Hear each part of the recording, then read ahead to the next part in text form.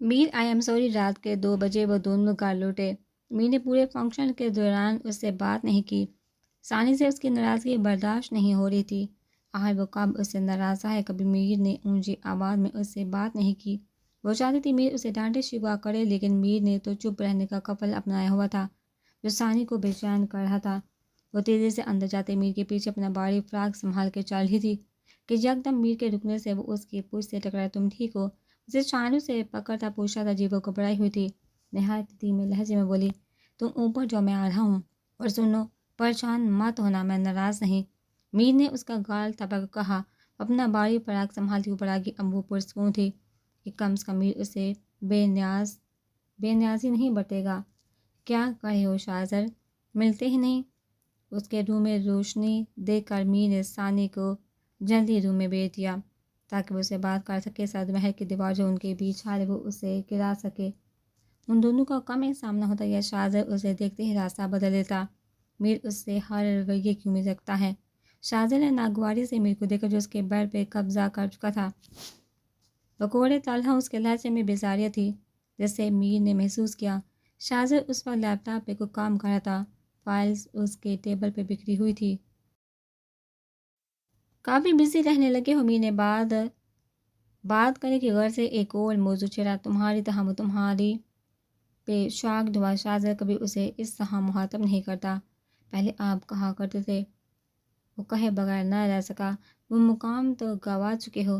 میر کی پیشانی پہ پسینے کے ننھے قطرے نمودار ہے۔ اس کا شک غلط نہیں تھا۔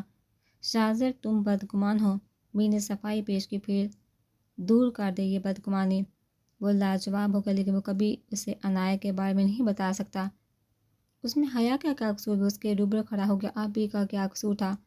جواب حضرت حالت۔ اوہ کم آن بھائی، اب آپ کی کمزوری میرے ہاتھ لگی ہے تو پرانے گھسے پیٹے ریزن دے رہے ہیں۔ وہ شیطانی مسکراہٹ سمیت گویا ہوا میر کی لگے تان کیا بکواس ہے، جان سے نہ مار دوں تمہیں؟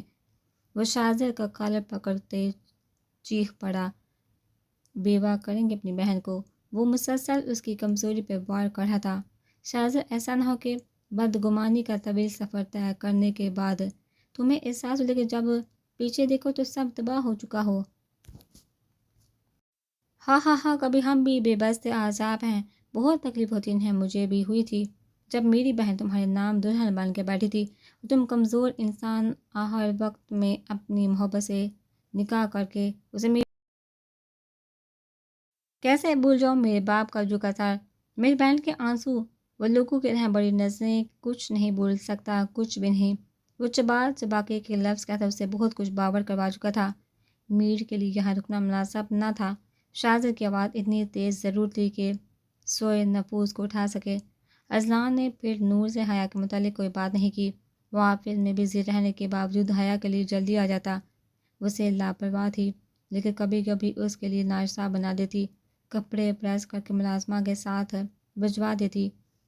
لیکن روم میں تو جیسے اس نے نہ آنے کی قسم کھا رکھی تھی۔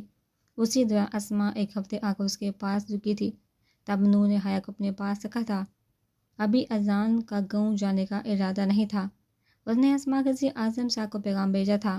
گزرتے دنوں کے ساتھ تھانی بھی نور کی حیا سے لاتعلقی پہ پریشان تھا۔ جب اس نے نور سے اس بارے میں پوچھا، یا تو وہ بات بدل دیتی یا ایک ہی جملہ اس کی زبان پہ رہتا، تم ہو نہ ہنی چپ رہ جاتا۔ حیا اذلان اور ہنی سے مایوس ہو چکی تھی۔ اسکول سے آتے وہ پورے گھر میں اسی کو ڈھونڈتا۔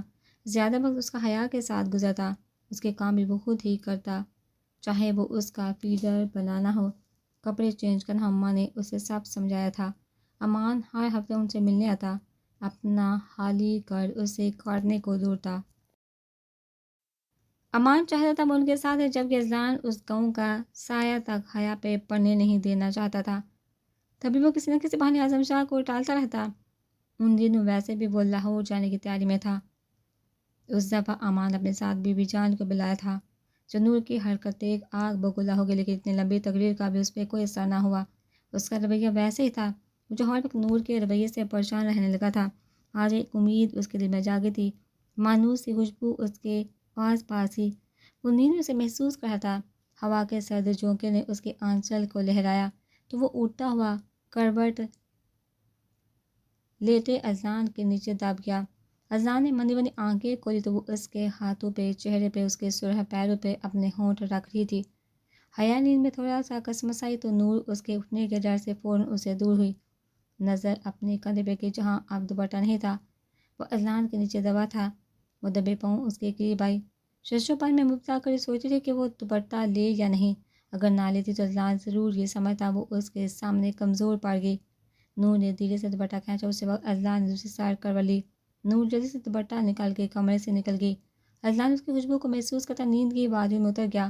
بی بی جان کے آنے سے یہ ہوا تھا کہ اب وہ ساتھ ڈنر کرتے، ورنہ وہ تو 3-4 دن گزر جانے کے بعد کہیں جا کے اذان کو نظر آتی۔ ہر وقت کمرے میں بند رہنا اس کا پسندیدہ مشغلہ بن چکا تھا۔ جب وہ ڈائننگ ٹیبل پر آتی تو اذان کی نظریں ہٹنے سے انکار ہی ہوتی۔